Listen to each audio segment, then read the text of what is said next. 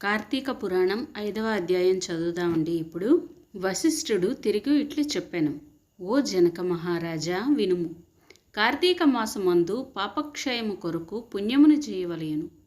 పుణ్యము చేత పాపము నశించుటయేగాక పుణ్యం అధికమగును. కార్తీకమందు హరిసన్నిధిలో భగవద్గీత పారాయణము చేయువాడు పాము కుబుసం వలె పాపములను విడుచును. ఈ మాసమందు తులసి దళములతోనూ తెల్లనివి నల్లనివి అయిన అవిసె పూలతో, కరవీర పూలతో అంటే గన్నేరు పూలతో గాని హరిని పూజించిన ఎడల వైకుంఠమునకు పోయి హరితో కూడా సుఖించును. భగవద్గీత యందు విభూతి విశ్వరూప సందర్శనాధ్యాయములను హరిసన్నిధిలో పారాయణము చేయువాడు వైకుంఠ లోకమునకు అధిపతియగును.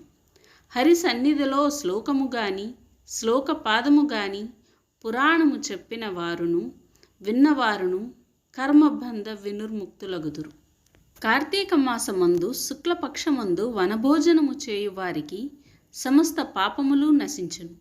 ఇతర కాలములలో జపకాలమందు, హోమకాలమందు, పూజాకాలమందు, భోజనకాలమందు, తర్పణకాలమందు చండాలుర యొక్కయు, పాపాత్ముల యొక్కయు, శూద్రుల యొక్కయు, అశౌచవంతుల యొక్కయు సంభాషణలను వినినచో దోష పరిహారము కొరకు కార్తీక మాసమునందు వనభోజనమాచరించవలయును. అనేక జాతి వృక్షములతో కూడిన వనమందు అమలక అంటే ఉసిరిక వృక్షము వద్ద సాలాగ్రమము నుంచి గంధ పుష్పాక్షతాదులతో పూజించి శక్తి కొలది బ్రాహ్మణులను పూజించి భోజనం చేయవలెను.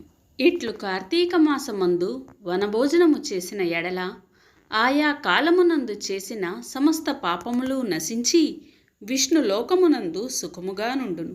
కాబట్టి తప్పక ఈ మాసమందు వనభోజనమాచరించవలయను. కార్తీక మహత్యమును భక్తితో విని బ్రాహ్మణుని కుమారుడు నీచ జన్మ నుండి విముక్తుడాయను. ఆ కథ చెప్తాను వినుము అని వశిష్ఠుడు జనక మహారాజుకు ఈ విధంగా చెప్పెను. కావేరీ తీరమందు దేవశర్మయను బ్రాహ్మణుడు వేదాంగ పారాంగతుడు గలడు.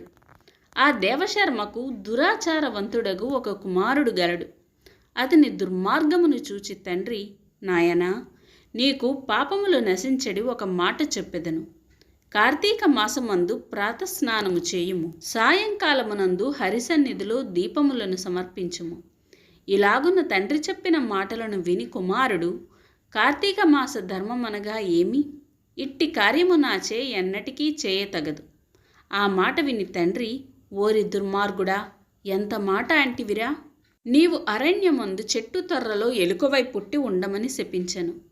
తండ్రి శాపమును విని కుమారుడు పశ్చాత్తాపపడి, శాప విముక్తి దురాచారుడనైన నాకు ఎట్లు కలుగును అని తండ్రిని అడిగాను.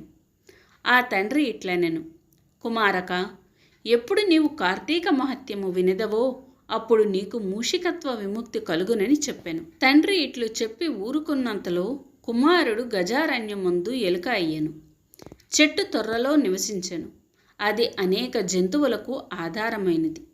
ఇట్లు కొంతకాలము గడిచిన తరువాత ఒకప్పుడు విశ్వామిత్ర మునీశ్వరుడు శిష్యులతో సహా కార్తీక స్నానమాచరించి ఆ వృక్షము యొక్క మొదట కార్తీక మహత్యమును భక్తితో చెప్పుచుండెను. అంతలో దురాచారుడను హింసకుడను అగు ఒక కిరాతకుడు వేట నిమిత్తము అచ్చటికి వచ్చి బ్రాహ్మణులను చూచి పాపాత్ముడు కనుక దయాశూన్యుడై వారిని చంప నిశ్చయించెను. అంతలో విశ్వామిత్రాది ముని సందర్శనము వలన వానికి జ్ఞానము కలిగి సంతోషించి, అయ్యా, ఏమిటి ఈ పని వల్ల ఏమి ఫలము అని అడిగాను. కిరాత, వినుము చెప్పెదను. నీ బుద్ధి మంచిదైనది. ఇది కార్తీక ధర్మము. ఈ ధర్మము మనుష్యులకు కీర్తి పెంపొందించును. కార్తీక మాసమందు మోహము చేతనైనను స్నానదానాదికమును చేసినవాడు పాప విముక్తుడై వైకుంఠమును చేరును. ఈ మాసమందు భక్తి శ్రద్ధలతో కూడినవాడై స్నానదానాది వ్రతము ఆచరించువాడు జీవన్ముక్తుడగును. విశ్వామిత్రుడు ఇటుల కిరాతకుని గురించి చెప్పిన కార్తీక ధర్మమును వృక్షము మీదనున్న ఎలుక విని అప్పుడే నీచదేహమును విడిచి విప్రుడయ్యను. విశ్వామిత్రుడది చూచి ఆశ్చర్యమునొందెను. తరువాత బ్రాహ్మణ కుమారుడు తన వృత్తాంతమును విశ్వామిత్రునికి తెలిపి అనుజ్ఞ తీసుకొని తన ఇంటికి బోయెను. కిరాతుడును మూషిక దేహత్యాగమును బట్టి కార్తీక వ్రత ఫలమును తరువాత ముని వలన సకల ధర్మములను విని వైకుంఠము చేరెను. సుగతిని గోరువాడు కార్తీక మహత్యమును వినవలెను. విన్నంతనే పుణ్యవంతులై పరమపదము పొందెను. కానీ విద్వాంసుడు తెలిసి కార్తీక ధర్మమును విని అభ్యసించవలెను. కాబట్టి తప్పక కార్తీక వ్రతము ఆచరించదగినది. ఇది నిజము. నాకు బ్రహ్మ చెప్పినాడు. రాజా, నీవును పురాణములందు బుద్ధి నుంచుము. అట్లైన ఎడల పుణ్యగతిగా పోవుదువు. ఈ విషయమై విచారణతో పనిలేదు, నిశ్చయము. ఇతి స్కంద పురాణే కార్తీక మహత్యే పంచమోధ్యాయ సమాప్తః.